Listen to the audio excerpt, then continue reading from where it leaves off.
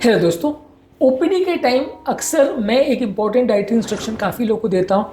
ज़्यादातर लोग बोलते हैं सर ये कहीं लिखा हुआ तो नहीं है, हम भूल जाते हैं, हमको याद नहीं रह पाता।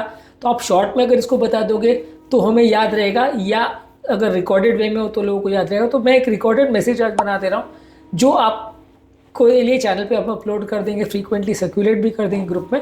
आप इसको फॉलो करेंगे तो थोड़ा ज़्यादा अच्छा है। जो मैं ओपीडी में बोलता हूँ और लोग भूल जाते हैं, वो इन सब चीज़ों को याद करने में आपकी मदद करेगा। मैं नॉर्मली लोगों को बोलता हूँ कि खाना आपको 2 या 3 बार ही खाना है, बार बार नहीं खाना है। कोशिश करिए कि खाना 2 बार ही खाइए। कोशिश करिए कि दोपहर का लंच और रात का डिनर करिए। रात का डिनर जल्दी करिए। सुबह का नाश्ता अवॉइड कर दीजिए। अगर अवॉइड नहीं कर पा रहे हैं तो उसको लेट करिए। क्वांटिटी को धीरे धीरे कम करते जाइए। जब आपका भूख पे कंट्रोल हो जाए तो उसको बंद करने का प्रयास करिए। खाना 2 बार ही खाना है, रात के खाने के बाद और दोपहर के लंच से पहले कुछ ना खाएं, इसका कोशिश करिए। इसके अलावा सुबह शाम चलने को जाना है, बने जितना ज़्यादा बने जितना स्पीड में एक्सरसाइज करना है। पानी ज़्यादा पीना है। रात को 7 से 9 घंटे की नींद होना ज़रूरी है। इसके अलावा खाने पीने के चॉइसेस पर ध्यान रखना बहुत ज़रूरी है। ये खाने पीने के चॉइसेस में यदि आप गलतियाँ करते हैं तो प्रॉब्लम होगी। फूड के चॉइसेस भी उतने ही इंपॉर्टेंट है जितना कम बार खाना खाना। इस स्ट्रैटेजी को इंटरमिटेंट फास्टिंग बोलते हैं, जिसको आपको फॉलो करना है। इसके डिटेल वीडियोस तो ऑब्वियसली हमारे चैनल पर अवेलेबल है। फूड चॉइसेस जो मैं अपने पेशेंट्स को बताता हूँ वो आप ध्यान से सुन लीजिए। इसमें आपको कोशिश ये करनी है कि साग, भाजी, तरकारी, फाइबर वाली चीज़, अंकुरित चीज़, दाल, चना, सोयाबीन, सलाद, ओट्स, दही, ये सारी चीज़ों को ज़्यादा मात्रा में खाना है। ये सब चीज़ों को ओवर ईटिंग नहीं करना है, पर ज़्यादा खाना है। मीठे चीज़ें, मैदे वाली चीज़ें, तली चीज़ें, cold drink, fruit juice, ice cream, chocolate, bakery वाली चीज़ें, ब्रेड, बिस्कुट, केक, ये बंद रहेगा। सब्ज़ी ज़्यादा खाना है, रोटी ज़्यादा खाना है, फल कम रखना है, चावल कम रखना है। कोई भी तरह की ब्रेड, चाहे वो डाइजेस्टिव ब्रेड हो या ब्राउन ब्रेड हो, कोई भी तरह की बिस्कुट, चाहे वो डाइजेस्टिव बिस्कुट हो या कोई भी कंपनी की बिस्कुट हो, कोई भी मीठी चीज़, कोई भी मैदे वाली चीज़, कोई भी तली चीज़, कोई भी फ्रूट जूस नहीं लेना है। सब्जियों में जो स्टार्च वाली सब्जियां हैं जैसे आलू, शकरकंद, मटर, मक्का, कद्दू, स्टार्च वाली सब्जियां, इनको अवॉइड करना है। फलों में एप्पल, अमरूद, संतरा, मौसम्बी, नाशपाती, कीवी, एवोकाडो, ब्लूबेरी, स्ट्रॉबेरी ले सकते हैं। खाने के बदले लेना है, खाने के टाइम पर लेना है। मतलब ये है कि अगर खाने के टाइम में आपने अगर एक एप्पल काट लिया तो उस टाइम एक रोटी कम कर दीजिए, यानी खाने की मात्रा ओवरडोजिंग उस टाइम पे नहीं करनी है। खाने के बदले ही उसको लेना है, उसके साथ ओवर ईटिंग मत करिए। इसके अलावा कम मात्रा में फ्रूट्स खाना है, फ्रूट जूस नहीं लेना है। ज़्यादातर फल और सब्जियां जिनका भी छिलका खाने योग्य हो तो छिलके के साथ उनको खाएं, और बहुत ज़्यादा मात्रा में फ्रूट्स मत खाएं। मीठे फल जैसे आम, अंगूर, लीची, चीकू, केला, पपीता, पाइनएप्पल, खजूर, सीताफल, अनार, ये सब को बंद रखना है। जो मीठे फल भी अगर आपको खाने हैं तो कभी कभार आप खा सकते हो, ऐसा नहीं है कि पूरी तरह से बंद है।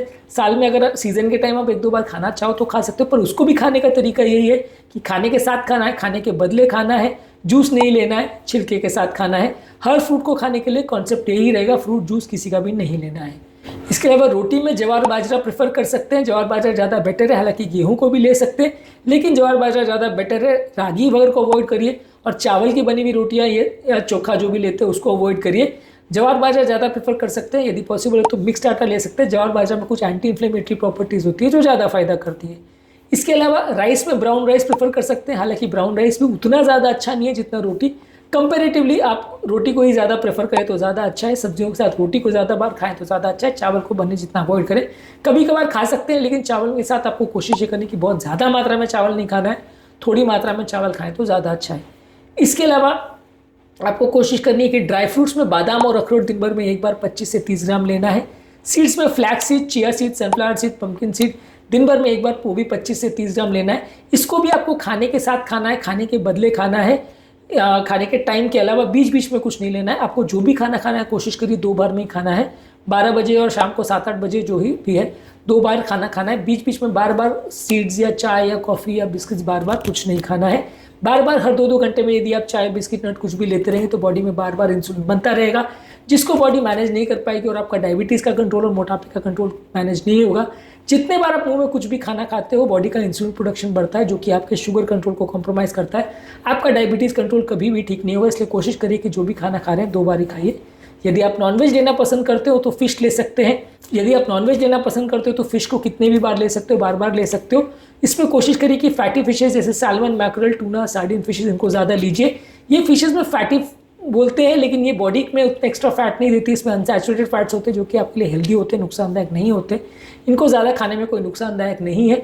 फ़िश को कोशिश करिए कि फ्राई मत करिए, इनको आप बॉईल करके ब्रॉयल करके कम ऑयल और कम नमक के साथ ले तो ज़्यादा अच्छा है। इसके अलावा अंडे का सफ़ेद भाग कितना भी चाहे ले सकते हैं। यदि येलो पोर्शन या ऑमलेट ले रहे हैं तो हफ्ते में 4-5 से ज़्यादा मत लीजिए, उसमें मौजूद कोलेस्ट्रॉल आपको नुकसान कर सकता है। मटन चिकन अगर आप लेना पसंद करते हैं तो उसको बने जितना कम रखिए, महीने में 1 या 2 बार से ज़्यादा मत खाइए, और कोशिश करिए कि उसमें भी बहुत ज़्यादा मात्रा में ऑयल नहीं हो, उसको भी बहुत ज़्यादा तल के या उसको ऐसी टेक्निक से ना बनाए जिसमें ऑयल ज़्यादा जाता है या मसाले ज़्यादा जाते हैं। उसको थोड़ा ब्लैंड वे में बनाए तो ज़्यादा अच्छा है। उसका ग्रेवी ज़्यादा प्रयोग कर सकते हैं, लेकिन पीसेस को थोड़ा अवॉइड करें तो ज़्यादा अच्छा है। तो ये है बेसिकली वो डाइटरी कॉन्सेप्ट मैं ज़्यादातर जो अपने पेशेंट्स को रिकमेंड करता हूँ। ये वीडियो मैंने एक अलग से इसलिए बनाया ताकि आपको याद रखने में सुविधा रहे, और ये कॉन्सेप्ट आपको ऐसा नहीं हो कि बार बार रिपीट करने में दिक्कत हो या समझने में दिक्कत हो, या घर जाते जाते आप आधी से चीज़ें इसमें भूल जाएं। तो ये चीज़ों को थोड़ा ध्यान रखिएगा, और इसको यदि आप फॉलो करते हो, साथ में इंटरमिटेंट फास्टिंग के कॉन्सेप्ट को फॉलो करते हो, जिसको कि हमने अलग अलग वीडियोज़ में डिस्कस किया है, तो आपको ओवरऑल डाइटरी बेनिफिट अच्छा मिलेगा। ये बहुत सारी बीमारियों में आपकी मदद करेगा।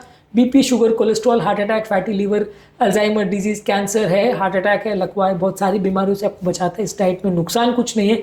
इवन नॉर्मल बॉडी वेट वाले लोग भी कर सकते हैं। ये डाइट मैं भी फॉलो करता हूँ ऑलमोस्ट काफ़ी टाइम से, 1-1.5 साल से मैंने भी अपना ब्रेकफास्ट बंद कर दिया है।